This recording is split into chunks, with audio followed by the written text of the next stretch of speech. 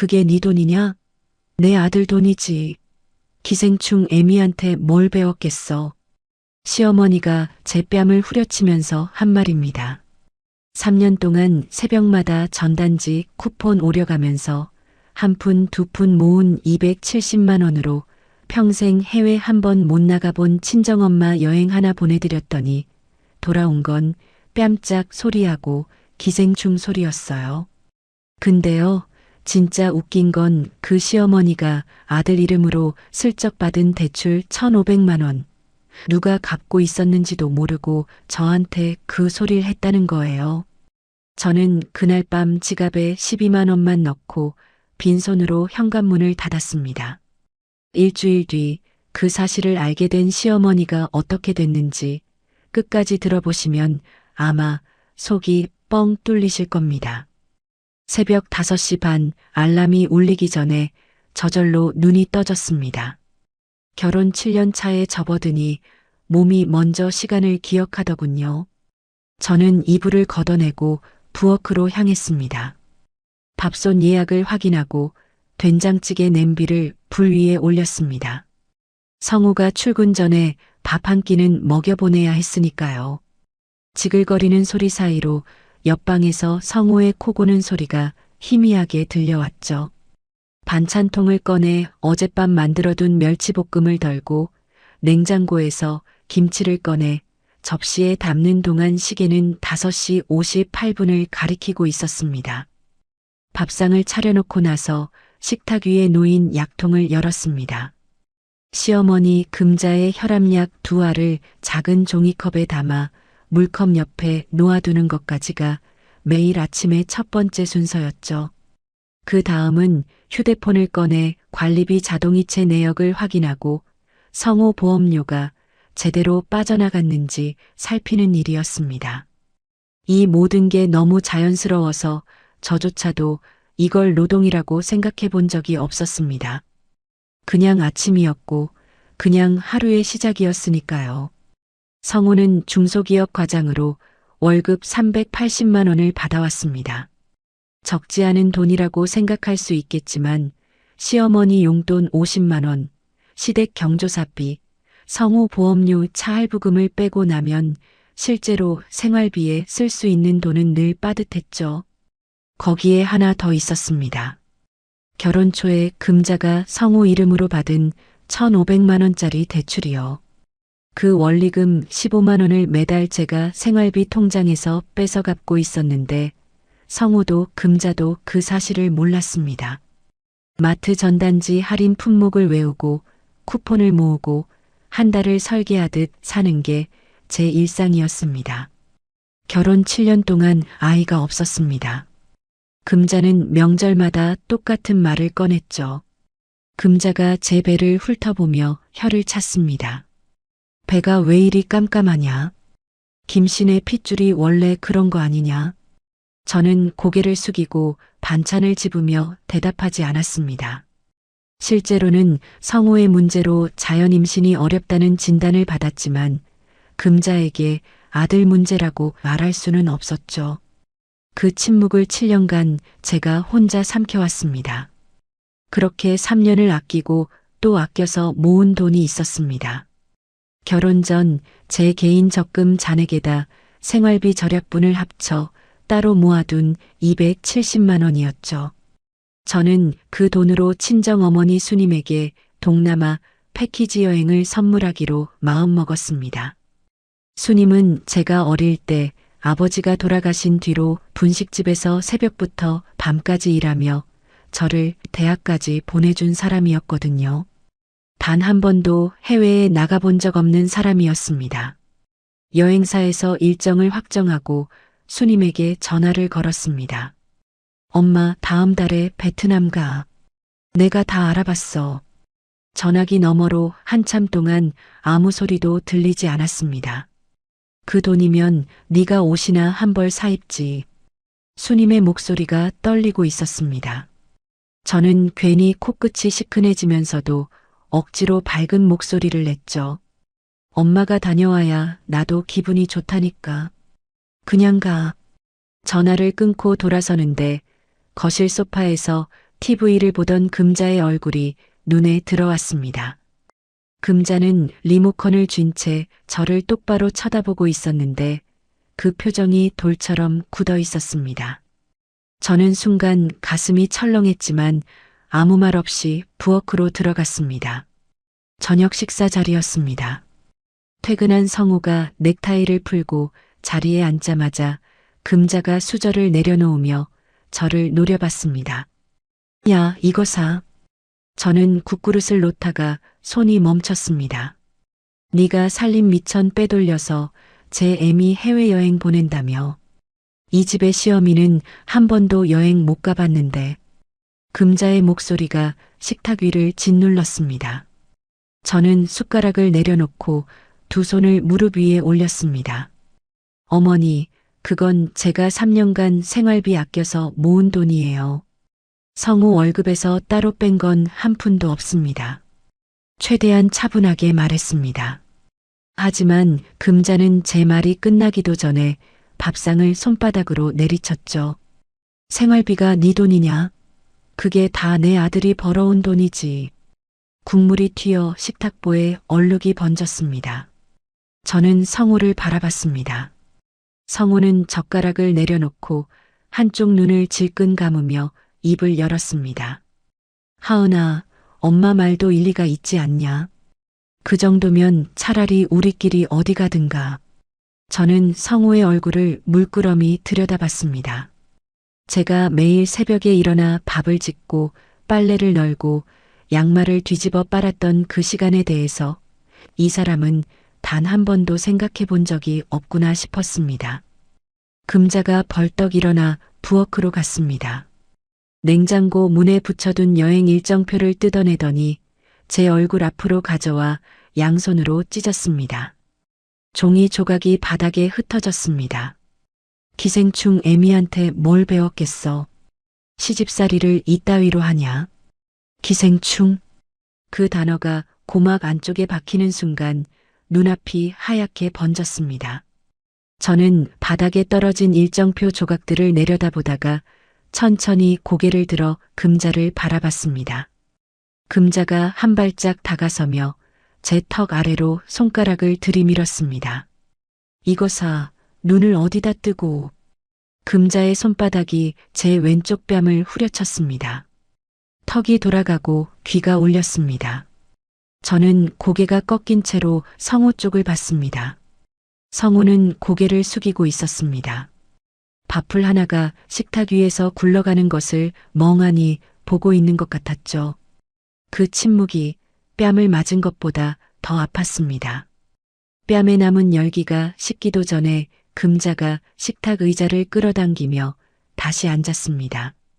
가서 내 애미한테 전화해. 여행 취소라고. 그리고 나한테 무릎 꿇고 사과해. 금자가 식탁 위 물컵을 들어 한 모금 마시며 말했습니다. 마치 당연한 순서를 안내하듯 담담한 목소리였죠.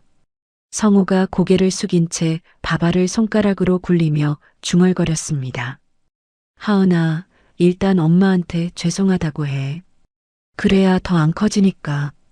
저는 두 사람의 얼굴을 번갈아 봤습니다. 아무 말도 나오지 않았습니다. 저는 자리에서 일어나 부엌 싱크대 앞으로 갔습니다. 설거지를 하던 손을 멈추고 고무장갑을 천천히 벗었습니다. 왼손, 오른손 하나씩이요.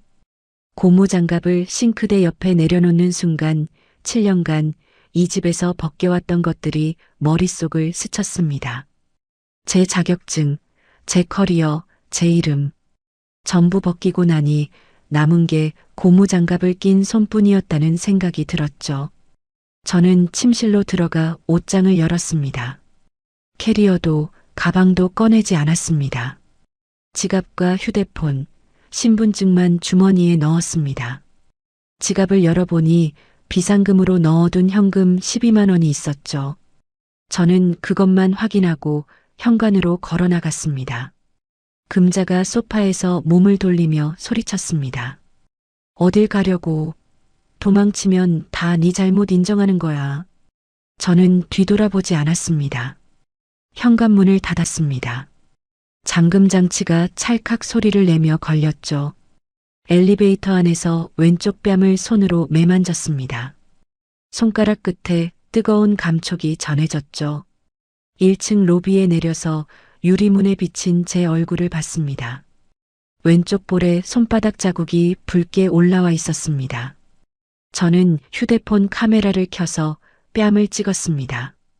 앞에서 한 장, 고개를 돌려 한 장, 두 장을 저장해뒀습니다. 왜 그랬는지는 저도 잘 모르겠습니다. 그냥 남겨야 한다는 생각이 들었어요. 아파트 경비실 앞을 지나는데 같은 동 옆 호수에 사는 영숙 아주머니와 마주쳤습니다. 영숙은 장바구니를 들고 있다가 제 뺨을 보고 눈이 커졌죠. 저는 아무 말 없이 고개만 까딱이고 정문을 나섰습니다. 지하철역까지 걸어가는 15분 동안 전화기가 4번 울렸습니다. 전부 성우였지만 받지 않았습니다. 5번째로 문자가 왔죠.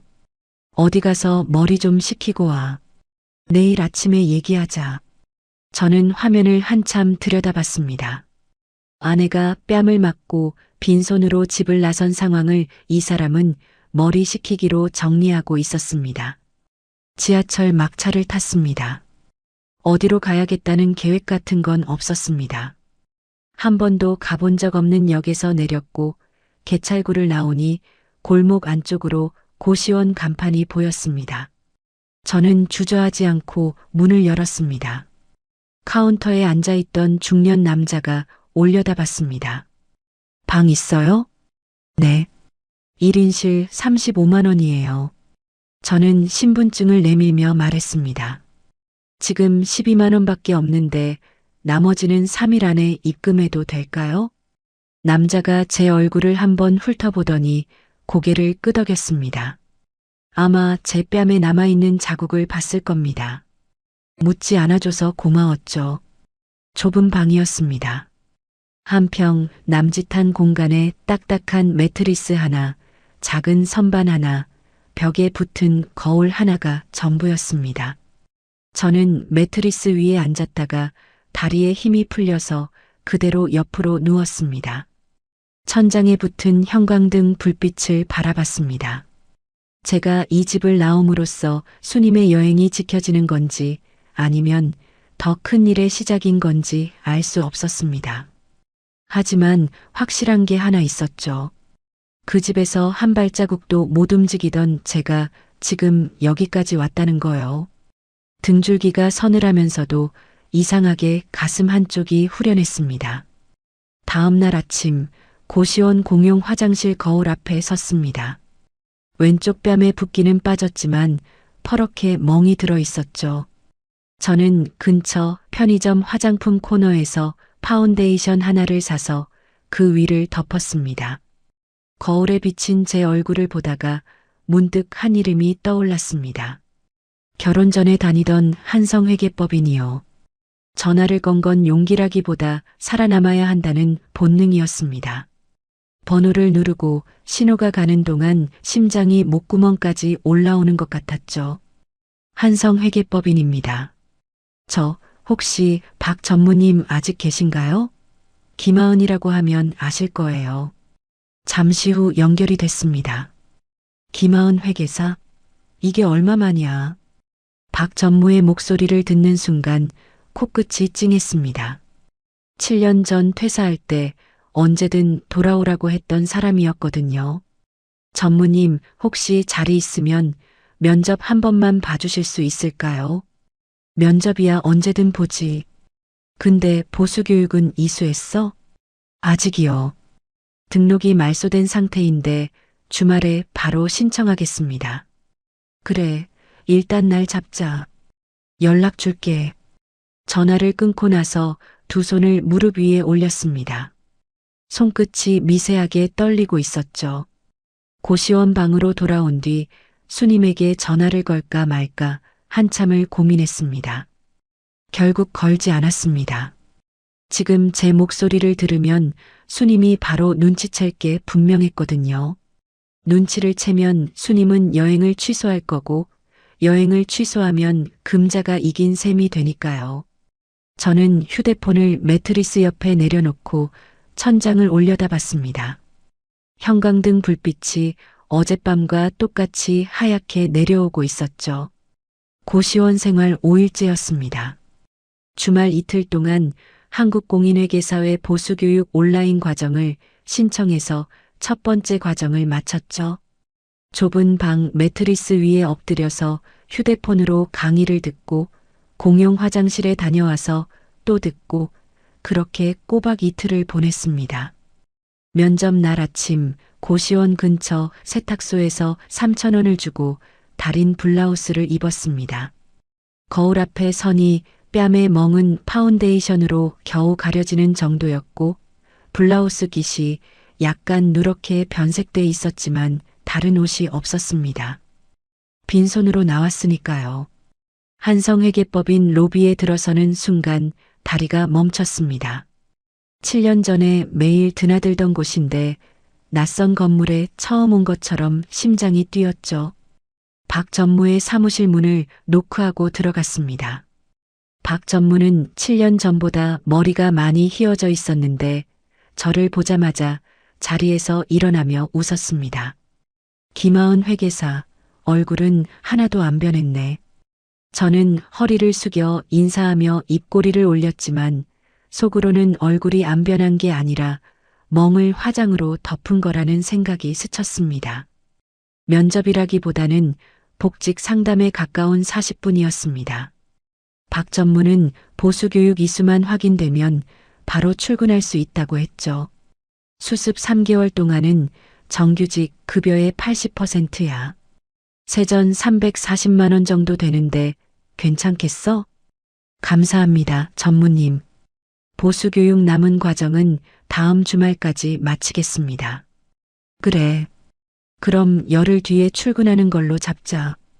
박 전무가 탁상 달력에 날짜를 동그라미 치며 고개를 끄덕였습니다. 저는 사무실을 나오면서 복도 끝 창문으로 들어오는 햇빛을 한참 바라봤습니다. 7년 만에 누군가가 저를 김하은 회계사라고 불러줬다는 게 가슴 안쪽에서 뭉클하게 올라왔죠. 건물을 나와 휴대폰을 확인하니 성호에게서 온 부재중 전화 12통과 문자 6건이 있었습니다. 처음 문자는 어디 있냐, 밥은 먹었냐였는데 뒤로 갈수록 내용이 바뀌어 있었죠. 세탁기 어떻게 돌리는 거냐? 가습기 고지서가 왔는데 이거 어디서 내야 하냐? 보일러 타이머 설정 좀 알려줘. 저는 그 문자들을 한 줄씩 읽다가 피식 웃음이 나왔습니다. 웃으면서도 입안이 씁쓸했죠. 그 시각 성호의 집에서는 금자가 현관에 택배 상자들을 쌓아두고 있었을 겁니다. 제가 매일 정리하던 택배, 분리수거, 우편물 확인이 전부 멈추면서 고지서 봉투가 뜯기지 않은 채 쌓이고 있었을 테니까요. 금자는 아마 그걸 며느리가 살림을 엉망으로 한 증거라고 생각했겠죠. 자기 아들이 집안일 하나 못한다는 증거라고는 생각하지 않았을 겁니다. 출근 첫날이 왔습니다. 7년 만에 정장을 입고 지하철에 올랐습니다. 옆자리 직장인들 사이에 서서 목에 사원증 목걸이를 걸었을 때 가슴속에서 올라온 건 기쁨이 아니라 묘한 낯설미였죠. 회계법인 사무실 문을 열고 제자리에 놓인 새 노트북과 이름표를 봤습니다. 김하은 회계사라는 네 글자가 7년간 한 번도 들어보지 못한 말처럼 느껴졌습니다. 첫 주 업무는 거래처 장부 검토였습니다.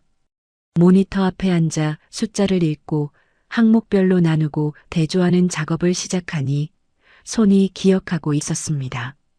머리보다 손가락이 먼저 움직였죠. 옆자리 후배 회계사 지수가 고개를 빼꼼 내밀며 물었습니다. 선배님, 진짜 7년 쉬신 분 맞아요? 저보다 빠르신데. 저는 키보드에서 손을 떼지 않은 채 대답했습니다. 쉰 게 아니라 다른 장부를 관리했던 거지. 지수가 고개를 갸웃하며 웃었지만 저는 웃지 않았습니다. 농담이 아니었으니까요. 그 시각 성우는 퇴근 후 편의점 도시락을 전자레인지에 넣고 있었을 겁니다.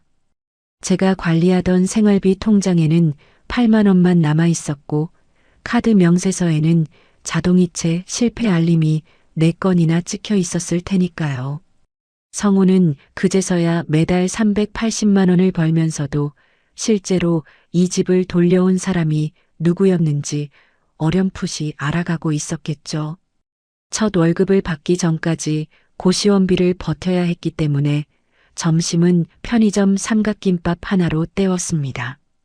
어느 날 점심시간에 자리에서 삼각김밥 비닐을 뜯고 있는데 지수가 아무 말 없이 제 책상 위에 김치찌개 하나를 톡 놓고 갔습니다. 편의점 용기에 담긴 김치찌개였는데 뚜껑에 포스트잇이 붙어 있었죠.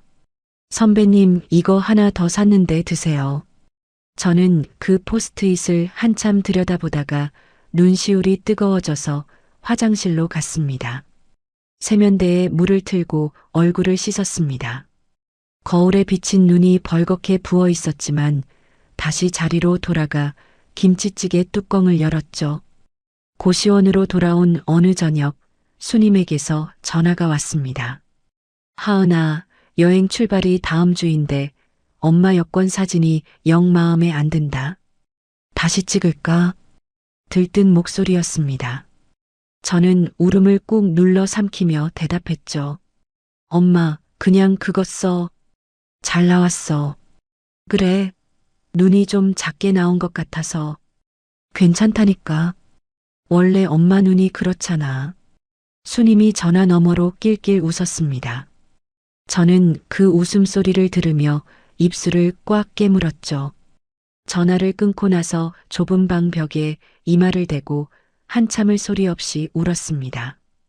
다음 날 아침 성호에게서 문자가 왔습니다. 이번엔 길었죠. 보험이 해지됐다고 연락 왔어. 자동차 보험도 이번 달에 만료인데 이거 어떻게 해야 되냐? 집에 한번 와서 정리 좀 해줘. 저는 그 문자를 읽으며 휴대폰을 쥔 손에 힘을 줬습니다. 이 사람이 원하는 건 아내가 아니라 관리인이라는 걸 다시 한번 확인한 뒤 답장을 보내지 않았습니다. 제가 집을 나선 지 정확히 일주일째 되는 날이었습니다.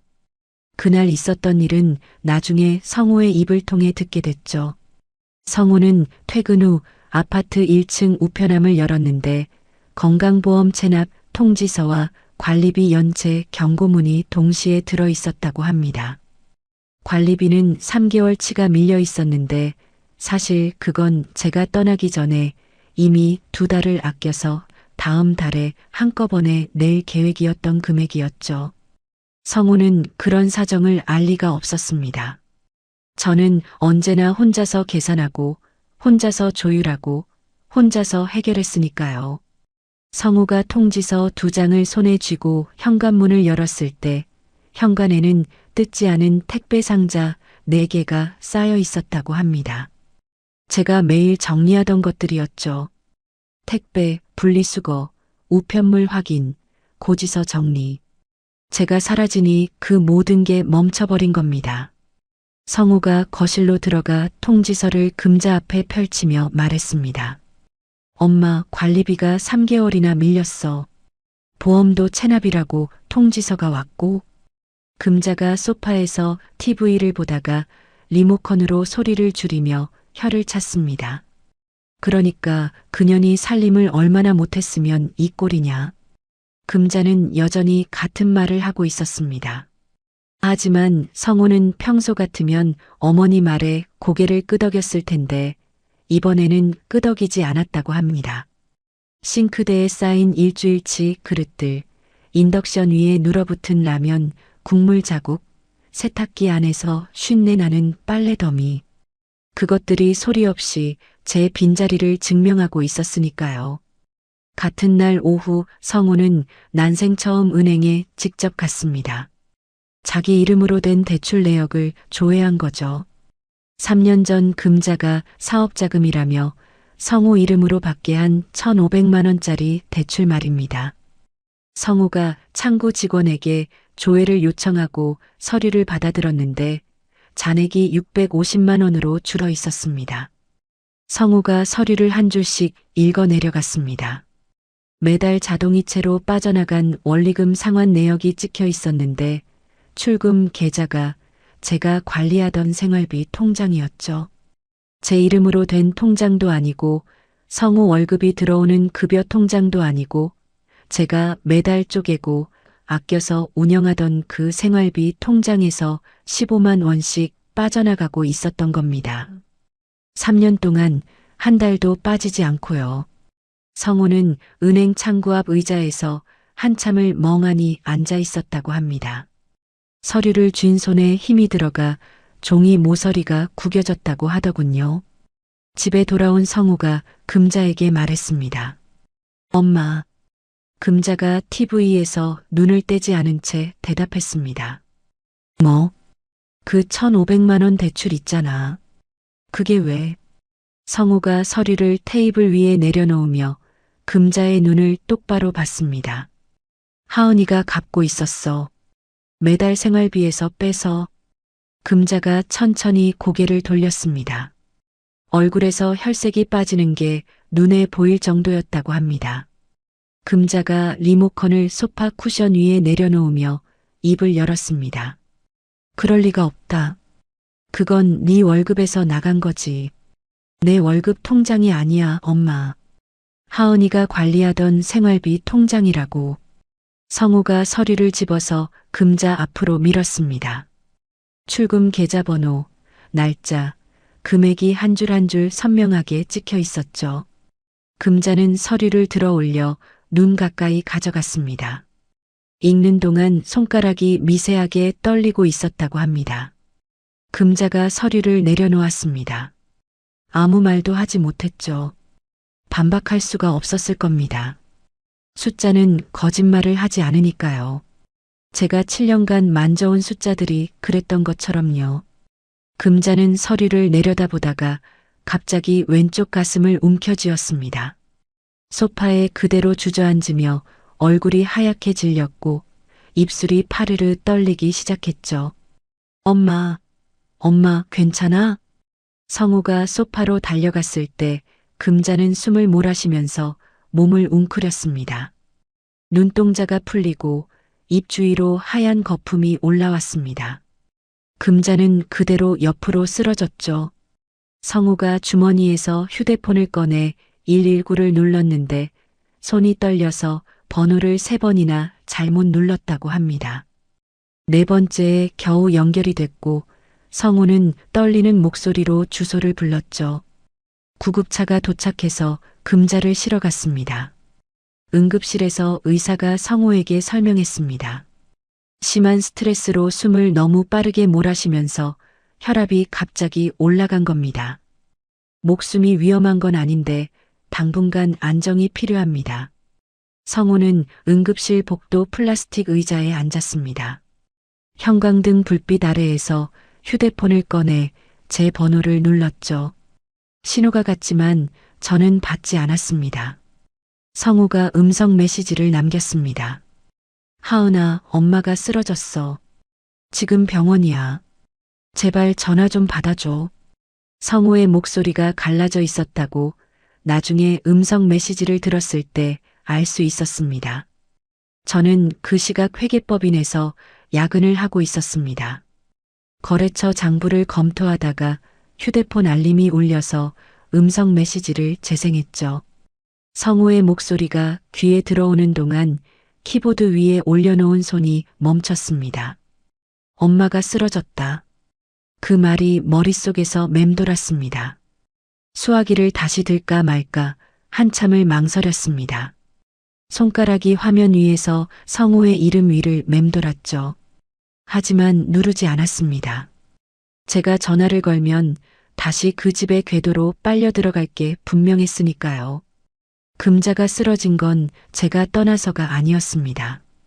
금자가 그동안 눈 감고 있던 것들, 외면하고 무시하고 없는 셈 치던 것들과 정면으로 마주쳤기 때문이었죠. 제가 3년간 몰래 갚아온 빚, 제가 새벽마다 차려놓은 밥상, 제가 정리한 고지서와 보험과 관리비, 그 숫자들이 한꺼번에 금자 앞에 쏟아진 겁니다. 저는 휴대폰을 책상 위에 엎어놓고 다시 모니터를 바라봤습니다. 숫자들이 눈에 들어오지 않았지만 손을 움직여 키보드를 두드렸습니다. 멈추면 다시 그 집 생각이 날 것 같았거든요. 다음 날 아침 출근 전 고시원 앞 편의점에서 커피를 사는데 카카오톡 알림이 울렸습니다. 같은 아파트 동에 살던 영숙 아주머니였습니다. 하은아, 너 시어머니가 어젯밤에 실려갔다며. 성호 씨가 복도에서 울고 있더라. 무슨 일이냐? 저는 커피 뚜껑을 열며 짧게 답장을 보냈습니다. 아주머니 사정이 있어서 잠시 나와 있어요. 영숙은 제가 집을 나서던 날 밤 아파트 로비에서 멍든 뺨을 봤던 사람이었습니다. 짧은 답장만으로도 상황을 짐작한 것 같았죠. 곧 다시 메시지가 왔습니다. 하은아, 너 잘한 거야. 그 집에서 네가 얼마나 고생했는지 아는 사람은 다 안다. 저는 그 메시지를 읽고 화면을 꺼버렸습니다. 편의점 문을 나서서 지하철역까지 걸어가는 동안 자꾸 그 문장이 머릿속에 맴돌았죠. 아는 사람은 다 안다. 입술을 깨물며 개찰구를 통과했습니다. 회사에 도착해 자리에 앉았을 때 지수가 제 얼굴을 들여다보며 말했습니다. 선배님, 오늘 안색이 안 좋아 보여요. 저는 가방을 내려놓으며 고개를 저었습니다. 어제 잠을 좀 못 잤어. 지수가 걱정스러운 눈으로 저를 한 번 더 쳐다봤지만 더 묻지는 않았습니다. 저는 모니터를 켜고 어제 하던 장부 파일을 열었죠. 화면에 뜬 숫자들을 바라보면서 문득 이런 생각이 들었습니다. 제가 7년간 관리해온 시댁의 장부도 이 숫자들처럼 정확했고 빈틈이 없었습니다. 매달 수입과 지출을 맞추고 모자라는 달에는 다음 달에서 당겨오고 대출 원리금까지 숨겨서 갚아가며 한 번도 마이너스를 내지 않았죠. 명절 경조사비가 몰리는 달에는 제 점심을 걸으면서 맞췄고 금자 용돈이 부족하다고 할 때마다 어딘가를 깎아서 채워 넣었습니다. 그런데 그 장부를 들여다본 사람은 저 혼자뿐이었습니다. 성호도 금자도 단 한 번도 그 숫자들 앞에 앉아본 적이 없었죠. 그러면서 제가 쓰는 돈을 내 아들이 벌어온 돈이라고 했고 제가 3년간 아낀 270만 원을 살림 미천 빼돌린 것이라고 했습니다. 저는 키보드 위에 손을 올리고 숫자를 입력하기 시작했습니다. 이제는 다른 사람의 장부가 아니라 제 이름이 적힌 장부를 만들 차례였으니까요. 금자가 태어난 지 사흘째였습니다. 그 사이 있었던 일은 나중에 영숙 아주머니를 통해 조금씩 전해 들었죠. 성호는 병원에서 금자를 데려온 뒤 밀린 관리비와 체납된 보험료를 처리하려 했다고 합니다. 하지만 제가 어떤 보험사에 어떤 상품으로 가입해뒀는지, 카드 자동이체가 어느 계좌에 물려 있는지, 관리비 납부는 어디서 하는 건지 아무것도 몰랐죠. 고객센터에 전화할 때마다 본인 확인에 막혔고 보험사 앱에 로그인하려 해도 비밀번호를 몰랐습니다. 결국 회사에 반차를 내고 은행과 보험사를 돌아다녔는데 점심도 거른 채 빈손으로 돌아왔다고 합니다. 그 이야기를 들으며 저는 쓴웃음이 나왔습니다. 380만 원을 벌어오는 사람이 그 돈이 어디로 가고 어디서 빠지는지 한 번도 들여다본 적이 없었던 거니까요. 같은 시각 저는 회계법인에서 첫 번째 프로젝트 보고서를 완성하고 있었습니다. 거래처 3곳의 장부를 대조하고 오류를 정리한 20페이지짜리 보고서였죠. 마지막 페이지를 출력해서 박 전무 사무실 문을 노크했습니다. 박 전무가 보고서를 받아들고 첫 페이지부터 넘기기 시작했습니다. 저는 맞은편 의자에 앉아 박 전무의 눈동자가 줄을 따라 움직이는 걸 지켜봤죠. 5분쯤 지났을 때 박 전무가 보고서를 내려놓으며 고개를 끄덕였습니다. 7년이 공백이 아니었네. 오히려 감각이 더 날카로워진 것 같아. 저는 자리에서 일어나 허리를 숙였습니다. 전무님 감사합니다. 자리로 돌아와 의자에 앉았을 때 가슴이 벅차올라서 한참을 심호흡했습니다. 누군가가 제 일을 보고 잘했다고 말해준 게 얼마만인지 기억이 나지 않았거든요. 7년간 새벽마다 밥을 짓고 빨래를 널고 약을 챙기고 고지서를 정리했지만 잘한다는 말을 들어본 적이 없었습니다. 당연한 일이었으니까요. 아니, 당연한 일이라고 모두가 생각했으니까요. 그날 저녁 수님에게서 전화가 왔습니다. 하은아, 내일 모레 출발인데 엄마가 캐리어를 혼자 못 잠그겠다. 지퍼가 뻑뻑해. 주말에 올 수 있냐? 수님의 목소리가 들떠 있었습니다. 저는 고시원 매트리스에 앉은 채 무릎 위에 팔꿈치를 괴고 대답했죠. 엄마, 나 요즘 회사 일이 좀 바빠서 못 갈 것 같아. 지퍼에 비누칠 해봐. 그러면 잘 될 거야. 회사? 네가 무슨 회사를 다녀? 순간 말이 막혔습니다. 수님에게 제 취업 이야기를 한 적이 없었으니까요. 아, 아는 언니 가게 잠깐 도와주는 거야. 신경 쓰지 마. 그래, 무리하지 마라. 전화를 끊고 나서 가슴이 조여왔습니다. 수님이 출발하기 전에 제 사정을 알게 되면 어쩌나 하는 생각이 머릿속을 떠나지 않았죠. 수님이 눈치를 채면 여행을 안 갈 게 분명했고, 그러면 제가 맞아가며 지켜낸 게 아무 의미 없어지는 거니까요. 수님의 여행 출발 당일이었습니다. 저는 새벽 4시에 눈을 떴습니다. 고시원에서 인천공항까지 가려면 일찍 나서야 했죠. 공항철도를 타고 인천공항에 도착한 건 아침 7시쯤이었습니다. 출국장 입구 기둥 뒤에 섰습니다. 사람들 사이로 수님을 찾았죠. 10분쯤 지났을 때 수님이 보였습니다. 새 운동화를 신고 새 캐리어를 끌고 여행사 가이드를 따라 걸어가고 있었습니다. 수님은 설레는 표정으로 주위를 두리번거리고 있었죠. 공항 천장을 올려다보기도 하고 출발 안내 전광판을 한참 들여다보기도 했습니다. 저는 기둥 뒤에서 수님의 뒷모습을 지켜봤습니다. 수님이 출국장 안쪽으로 사라질 때까지요. 새 운동화 뒤축이 하얗게 빛나는 게 멀리서도 보였습니다. 뺨을 맞았던 그날 밤의 고통이 그 뒷모습을 보는 순간 비로소 의미가 생기는 것 같았습니다. 저는 기둥에 등을 기대고 한참을 서 있다가 공항철도 개찰구로 향했죠. 공항에서 돌아오는 열차 안에서 저는 처음으로 이혼이라는 단어를 진지하게 떠올렸습니다. 분노 때문이 아니었습니다. 산수의 결과였죠. 제가 이 결혼에 투입한 것들을 하나씩 세어봤습니다. 7년이라는 시간, 매일의 가사노동, 포기한 커리어, 혼자 삼킨 감정들, 몰래 갚아온 1,500만 원 대출.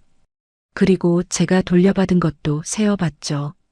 왼쪽 뺨에 손바닥 자국, 기생충이라는 단어, 고개 숙인 남편의 침묵.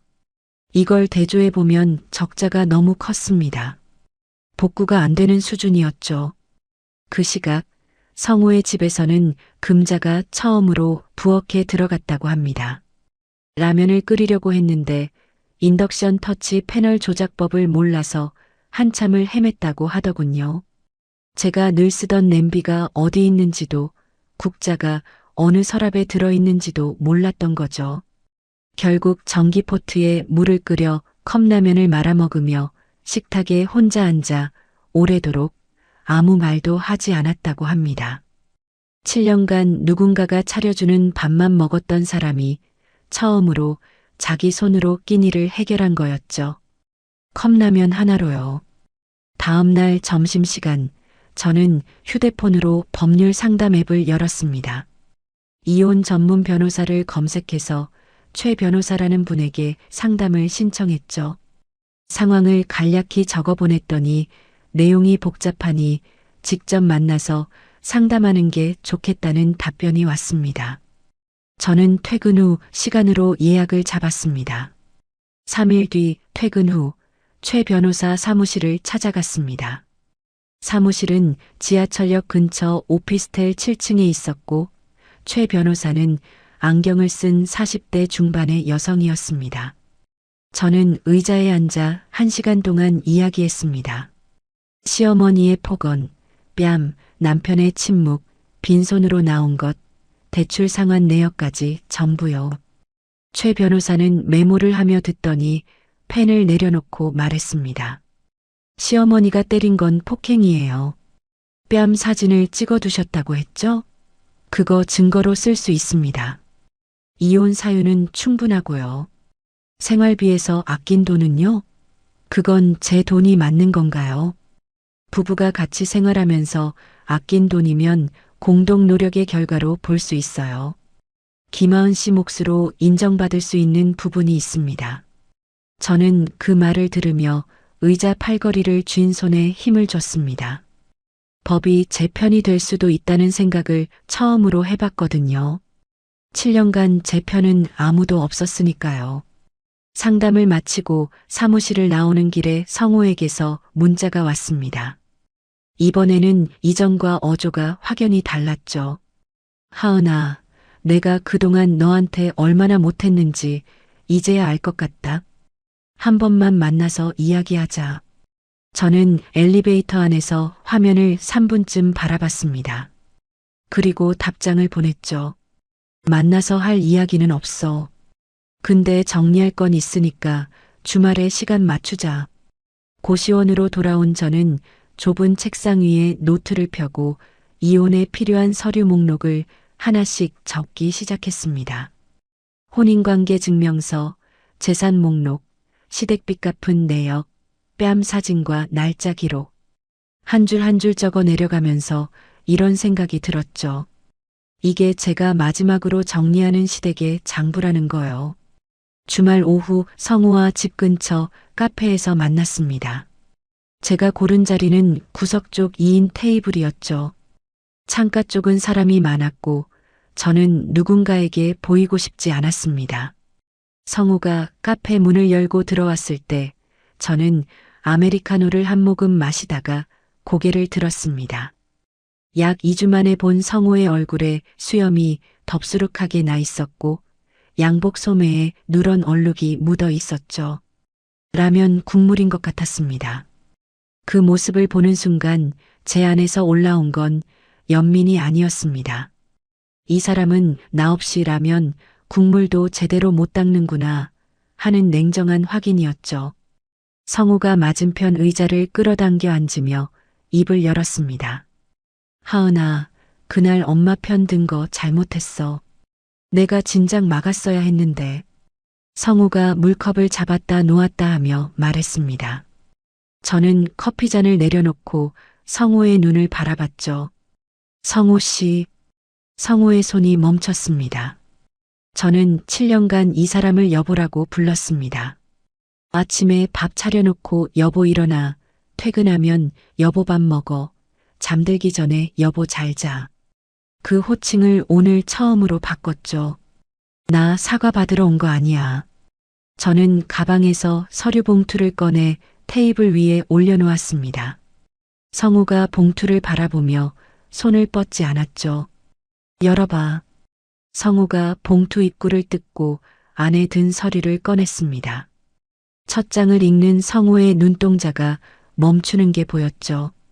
이혼 협의서였습니다. 성우가 서류를 쥔 채 한참 동안 테이블만 내려다봤습니다. 카페 안에서 다른 손님들의 웃음소리가 들려왔는데 우리 테이블만 조용했죠. 성우 씨, 내가 돌려받아야 할 건 사과가 아니라 7년이야. 근데 7년은 돌려줄 수 없잖아. 여기에 서명해줘. 성우가 고개를 들었습니다. 눈가가 붉어져 있었죠. 생각할 시간 좀 줘. 일주일. 저는 그 말만 하고 자리에서 일어났습니다. 커피잔에는 아메리카노가 반쯤 남아 있었지만 더 마실 생각이 없었죠. 카페 문을 밀고 나오는데 다리가 후들거려서 건물 모퉁이에 서서 벽에 한참을 기대야 했습니다. 등 뒤로 카페 유리문이 보였는데 성우가 안에서 고개를 숙이고 앉아 있는 게 비쳤습니다.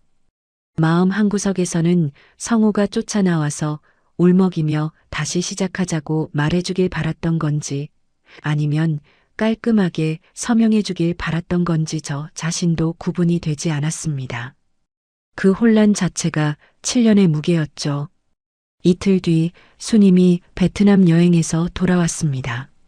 저녁 때 수님에게서 전화가 왔죠. 하은아, 엄마 왔다. 하롱베이에서 배 탔는데 바다가 그렇게 예쁠 수가 없더라. 물색이 초록색이야, 초록색. 수님의 목소리가 한껏 들떠 있었습니다. 저는 고시원 매트리스에 앉은 채 눈을 감고 수님의 말을 들었죠. 잘 다녀왔어? 밥은 입에 맞던.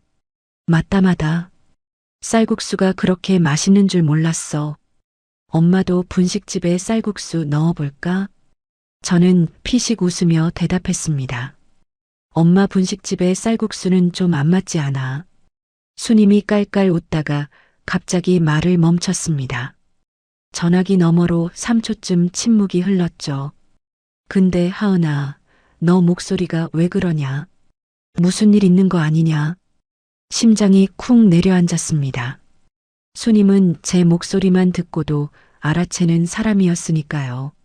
아니, 좀 피곤해서 그래. 요즘 좀 바빴거든. 피곤한 게 아니라 울었던 목소리 같은데. 저는 입술을 꽉 깨물었습니다. 더 이상 숨길 수 없다는 걸 알았죠. 수님의 여행이 끝났으니까 이제는 말해도 되는 거라고 스스로에게 허락했습니다. 엄마, 나 할 말이 있어. 수님이 전화기 너머에서 숨을 한번 들이쉬는 소리가 들렸습니다. 저는 처음부터 말했습니다. 금자가 여행 이야기를 듣고 소리를 질렀던 것, 기생충이라는 단어, 뺨을 맞은 것, 성우가 고개를 숙이고 아무 말도 하지 않았던 것, 빈손으로 현관문을 나선 것, 고시원에서 지내고 있다는 것, 회계법인에 다시 들어간 것, 이혼 서류를 내밀었다는 것까지 전부요. 전화기 너머로 수님이 숨을 삼키는 소리가 들렸습니다. 하지만 수님은 울지 않았습니다. 한참의 침묵이 흘렀죠. 어디냐? 수님의 목소리가 낮게 깔려 있었습니다. 엄마, 괜찮아. 나 잘 지내고 있어. 어디냐고. 저는 고시원 주소를 말했습니다. 다음 날 낮 수님이 고시원 앞에 나타났습니다.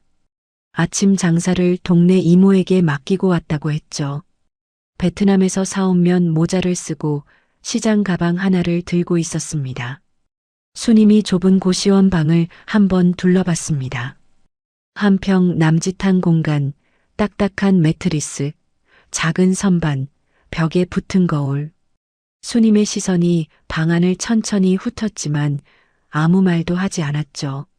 시장 가방에서 반찬통 4개를 꺼내 작은 선반 위에 올려놓고 나서야 입을 열었습니다. 밥은 먹고 다니냐? 먹고 다녀. 수님이 제 눈을 들여다봤습니다. 그리고 천천히 고개를 저었죠. 네가 그 집에서 나온 건 잘한 거다. 근데 왜 엄마한테 말을 안 했냐? 엄마가 뭐가 무서워서. 저는 선반 위 반찬통을 바라보며 대답했습니다. 엄마가 여행 취소할까봐. 수님의 입술이 꽉 다물어졌습니다. 턱이 떨리는 게 보였죠. 수님이 제 어깨를 두 손으로 잡았습니다. 이 멍청한 거사. 여행이 뭐가 중요하냐? 내 새끼가 맞고 쫓겨났는데. 수님의 눈에서 눈물이 떨어졌습니다. 제가 기억하는 한 수님이 제 앞에서 우는 걸 본 건 아버지 장례식 이후로 처음이었죠. 수님이 손등으로 눈물을 닦고 자리에서 일어났습니다. 나 그 집에 가야겠다. 저는 수님의 팔을 잡았습니다. 엄마, 가지 마. 일이 더 커져. 커질 게 뭐가 더 있냐? 내 딸 뺨을 때린 사람한테 내가 할 말이 있어. 수님의 눈을 보는 순간 알았습니다. 이 사람을 막을 수 없다는 걸요. 분식집에서 새벽부터 밤까지 일하며 딸 하나를 대학까지 보내온 사람의 눈이었습니다. 그날 오후 수님은 혼자서 성호의 아파트를 찾아갔습니다. 초인종을 누르고 문이 열렸을 때 금자와 현관 앞에서 마주섰죠. 수님이 금자의 얼굴을 똑바로 바라보며 말했습니다. 우리 하은이가 기생충이라고 했다며. 그럼 7년간 당신 아들 밥 해주고 빨래 해주고 빚까지 갚아준 건 뭐냐? 그게 기생충이 하는 짓이냐? 금자는 현관문 손잡이를 잡은 채 아무 대답도 하지 못했다고 합니다. 수님이 다녀간 뒤의 일은 며칠이 지나서 성호의 입을 통해 들었습니다. 금자는 현관문을 닫고 거실 소파에 앉았다고 합니다. 2시간 넘게 움직이지 않았다고 하죠. TV도 켜지 않고 물도 마시지 않고 소파 쿠션 위에 두 손을 올려놓은 채 벽을 바라보고 있었다고 합니다. 퇴근한 성호가 현관문을 열고 들어와 신발을 벗으며 물었습니다. 엄마, 하은이 엄마가 왔다 갔다며. 금자가 대답 대신 되물었다고 합니다. 그 애가 우리 빚을 갚고 있었다며. 성호가 거실로 들어와 금자 맞은편에 섰습니다. 그리고 고개를 끄덕였죠. 금자는 시선을 바닥에 고정한 채 오래도록 아무 말도 하지 않았다고 합니다. 성호도 더 이상 말을 꺼내지 못했고 두 사람 사이로 벽식의 초침 소리만 흘렀다고 하더군요. 이틀 뒤 성호에게서 문자가 왔습니다. 이혼 협의서 들고 한번 만나자. 할 말이 있어. 저는 휴대폰 화면을 한참 들여다봤습니다. 서명을 했다는 건지 안 했다는 건지 문자만으로는 알 수 없었죠. 같은 카페에서 만나자고 답장을 보냈습니다. 주말 오후 2주 전과 같은 구석자리에 앉았습니다. 성우가 카페 문을 열고 들어왔을 때 2주 전보다 수염은 깎았지만 눈밑이 까맣게 내려앉아 있었습니다. 성우가 맞은편에 앉으며 서류 봉투를 테이블 위에 내려놓았습니다. 커피를 시키지도 않았죠. 서명은 할게. 성우가 봉투 위에 손을 올린 채 말했습니다. 근데 그 전에 하나만 물어볼게. 저는 커피잔을 감싸 쥔 채 성우를 바라봤습니다. 나한테 한 번이라도 기회를 줄 생각은 없는 거야. 성우의 목소리가 갈라졌습니다. 저는 5초쯤 아무 말도 하지 않았습니다. 카페 스피커에서 흘러나오는 노랫소리가 유난히 크게 들렸죠. 성우 씨, 나는 7년간 매일 기회를 줬어. 성우가 눈을 깜빡였습니다. 매일 아침 밥상을 차린 게 다 기회였어. 한 번이라도 고맙다고, 수고했다고 그 한마디만 했어도 달랐을 수도 있지. 근데 그 기회를 2,500번 넘게 줬는데 한 번도 안 잡았잖아. 성우가 고개를 떨궜습니다. 테이블 위에 올려놓은 두 손이 떨리고 있었죠. 성우가 봉투에서 서류를 꺼내 마지막 페이지를 펼쳤습니다. 주머니에서 볼펜을 꺼내 뚜껑을 열었는데 뚜껑이 바닥에 떨어져 대굴대굴 굴러갔습니다. 성우가 그걸 줍지 않은 채 서명란에 이름을 적었죠. 펜을 내려놓고 성우가 말했습니다. 미안해. 저는 그 사과가 진심인지 아닌지를 판단하지 않았습니다. 판단할 필요가 없었으니까요. 서류를 봉투에 넣으며 말했죠. 위자료하고 재산 정리는 변호사를 통해서 하자. 성우가 고개를 끄덕였습니다. 그게 우리의 마지막 대화였습니다. 카페를 나온 뒤 최 변호사에게 전화를 걸었습니다. 변호사님, 협의서에 서명 받았습니다. 이혼 절차 진행해 주세요. 네. 시어머니 폭행건으로 위자료 청구 가능한 거 아시죠? 위자료만 정리해 주세요. 빚 갚은 거는 청구 안 하겠습니다. 그건 왜요? 받을 수 있는 건데. 그것까지 청구하면 그 집이랑 끈이 하나 더 남잖아요. 저는 깨끗하게 끊고 싶습니다. 최 변호사가 잠깐 침묵하더니 알겠다고 대답했죠. 아이가 없는 협의 이혼은 한 달간 생각할 시간을 두게 돼 있었습니다. 그 한 달 동안 저는 회계법인에서 두 번째 프로젝트를 맡았죠. 수습 기간의 첫 월급이 제 이름으로 된 통장에 찍혔습니다. 세금 떼고 약 280만 원이었죠. 퇴근길에 지하철역 근처 은행에 들러 잔고를 확인했습니다. 화면에 찍힌 숫자를 한참 들여다봤죠. 성호의 380만 원보다 적은 금액이었지만 그 안에 다른 사람의 용돈이 끼어 있지 않았습니다. 다른 사람의 빚도 다른 사람의 보험료도 없었죠. 온전히 제 이름으로 된 제가 쓸 수 있는 돈이었습니다. 그게 주는 가벼움은 처음 느껴보는 종류였습니다. 한 달에 생각할 시간이 흐르는 동안 어느 날 저녁 모르는 번호로 전화가 왔습니다. 별 생각 없이 받았는데 전화기 너머에서 들려온 목소리에 손이 굳었죠. 하은아. 금자였습니다. 7년간 야 이거사 이 사람아로만 불리던 제 이름을 금자의 입에서 들은 건 그때가 처음이었습니다. 저는 아무 말도 하지 못한 채 전화기를 귀에 대고 서 있었습니다.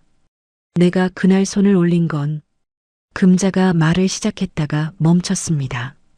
전화기 너머로 금자의 숨소리만 들렸죠. 3초, 5초, 10초. 저는 그 침묵을 기다려줬습니다. 하지만 금자는 끝내 그 다음 말을 잊지 못했습니다. 몸은 괜찮냐? 금자가 말을 돌렸죠. 미안하다는 말 대신 안부를 물은 겁니다. 네, 괜찮습니다. 저는 그렇게 대답하고 전화를 끊었습니다. 7년간 습관처럼 붙이던 어머니라는 호칭을 이번에는 붙이지 않았죠. 전화기를 내려놓고 고시원 창문 밖을 바라봤습니다. 골목에 가로등 하나가 켜져 있었고 그 불빛 아래로 고양이 한 마리가 지나가고 있었습니다. 이혼이 확정된 날 저는 법원 건물을 나와 근처 공원 벤치에 앉았습니다. 울지도 웃지도 않았습니다. 벤치 옆 쓰레기통에 비둘기 한 마리가 앉아 있었고 공원을 지나는 사람들은 저마다 바쁜 걸음이었죠. 주머니에서 휴대폰을 꺼내 수님에게 문자를 보냈습니다. 엄마, 끝났어. 3초 만에 답장이 왔죠. 알았다. 저녁에 봐. 짧은 4글자였습니다. 누가 봐도 별것 아닌 문자였지만 긴 위로보다 단단하게 느껴졌죠. 저는 공원 벤치에서 일어나 지하철역으로 걸어갔습니다. 개찰구를 통과하며 휴대폰 화면을 한 번 더 봤죠. 알았다. 저녁에 봐. 그 4글자를 보며 걸음이 빨라졌습니다. 이혼 후 한 달이 지났습니다. 고시원을 나와 회사 근처 원룸으로 이사했죠. 보증금 300만 원에 월세 45만 원짜리 반지하였는데 창문 하나로 오후 햇살이 비스듬히 들어왔습니다. 이삿짐이라고 해봐야 고시원에서 쓰던 이불 하나, 옷 몇 벌, 수님이 가져다 준 반찬통 4개가 전부였습니다. 빈 방이었죠. 냉장고도 없고 세탁기도 없고 커튼도 없었습니다.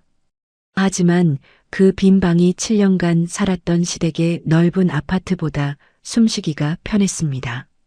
누구의 눈치도 보지 않아도 되는 공기가 폐를 채우는 느낌이었죠. 새 집의 첫 아침이 밝았습니다. 저는 부엌에 섰습니다. 아무도 없는 부엌이었죠. 누구의 혈압약도 챙기지 않아도 됐고 누구의 밥상도 차리지 않아도 됐습니다. 프라이팬을 올리고 기름을 둘렀습니다. 냉장고 대신 편의점 비닐봉지에서 계란 하나를 꺼내 깨뜨렸죠. 기름이 지글거리는 소리가 좁은 부엌을 가득 채웠습니다. 저는 그 소리를 들으며 가만히 서 있었습니다. 이 계란 후라이 하나가 7년 만에 처음으로 저를 위해 하는 요리였습니다. 7년간 수천 번 프라이팬을 들었지만 한 번도 저를 위해서 든 적이 없었죠.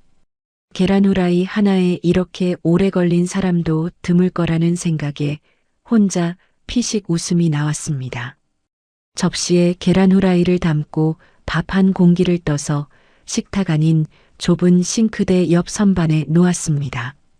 의자도 없어서 서서 먹었죠. 간장을 뿌린 계란 후라이를 한 입 베어 물었을 때 노른자가 터지면서 입안에 퍼졌습니다.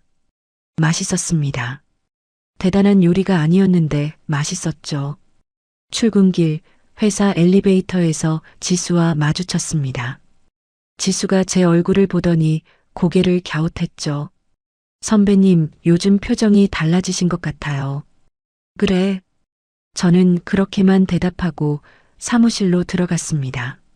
자리에 앉아 모니터를 켜는데 화면에 비친 제 얼굴이 문득 눈에 들어왔죠. 고시원 화장실 거울에서 보던 얼굴과 확실히 달랐습니다. 뺨의 멍은 이미 오래전에 사라졌지만 그것보다 더 오래 남아있던 게 있었거든요. 눈치 보는 눈빛, 주눅든 입꼬리 말하기 전에 먼저 상대 표정을 살피던 버릇. 그런 것들이 조금씩 옅어지고 있었습니다. 수습 기간이 끝나고 정규 급여로 전환된 첫 달이 왔습니다.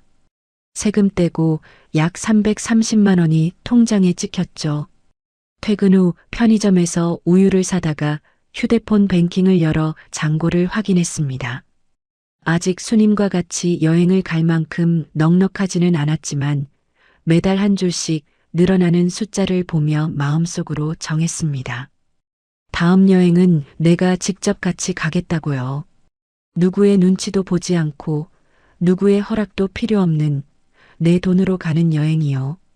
그 주 토요일 아침 수님의 식당에 들렀습니다. 수님은 아침 장사를 준비하며 식당 앞을 물걸레로 닦고 있었습니다. 앞치마를 두르고 허리를 굽힌 채 바닥을 문지르는 수님의 뒷모습이 눈에 들어왔죠. 인천공항에서 새 운동화를 신고 설레던 그 뒷모습과 겹쳤습니다. 공항 출국장 기둥 뒤에서 몰래 지켜봤던 그 뒷모습이요.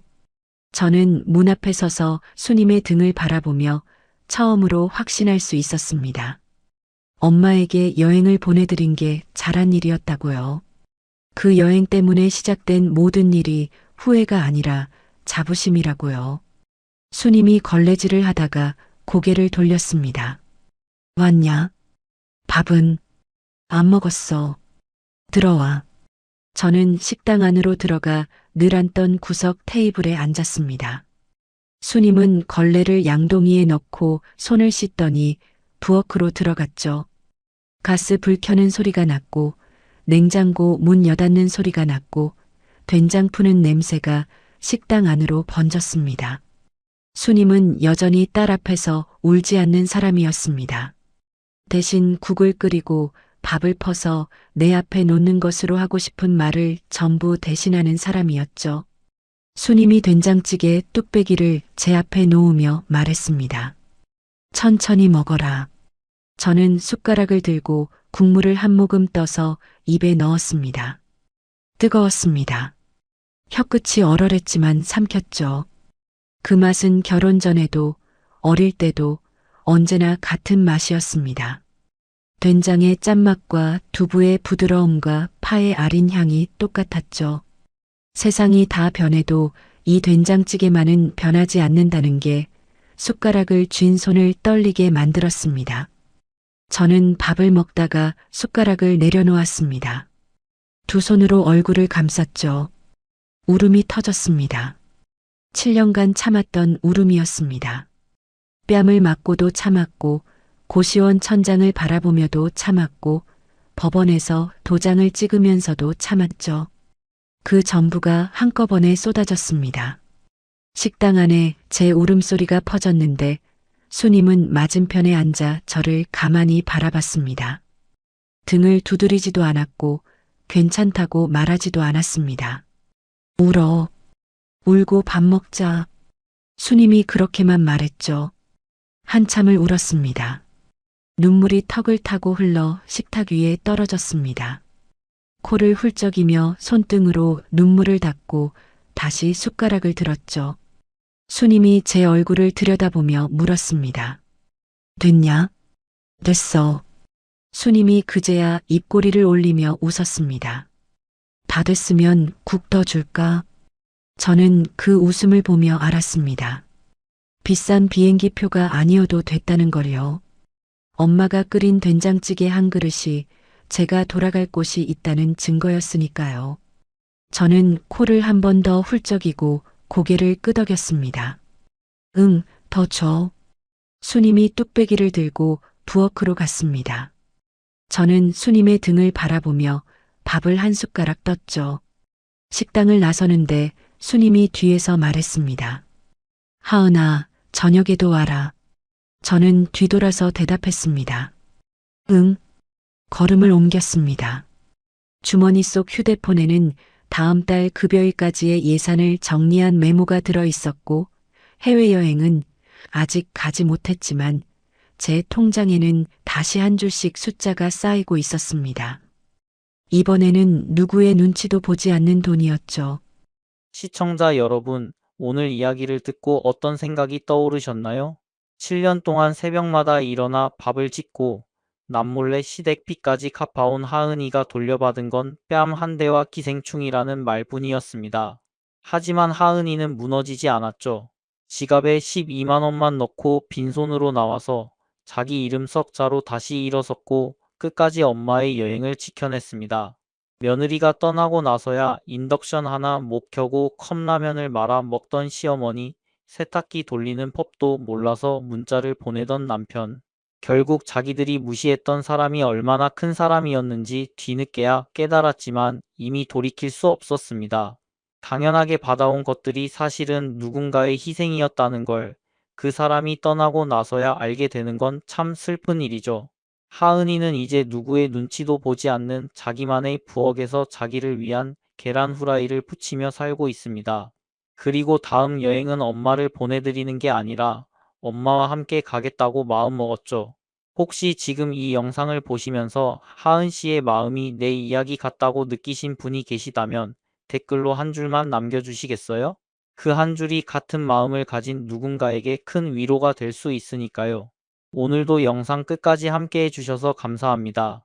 좋아요와 구독, 알림 설정까지 눌러주시면 더 시원한 이야기로 찾아뵙겠습니다. 감사합니다.